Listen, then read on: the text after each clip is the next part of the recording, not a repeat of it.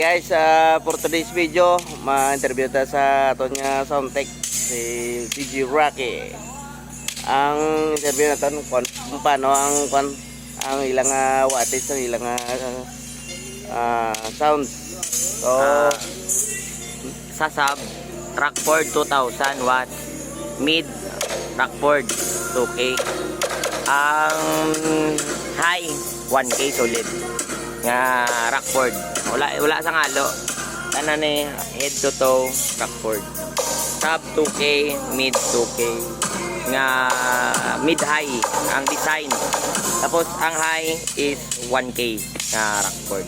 so sa amplifier naman, Amplifier 4 ohms load, 1 amp, bridge mode. So gamay-gamay na itong amplifier. Class IT nga Rockford TX 12,000, maximum mo 4,000 watts sa bridge.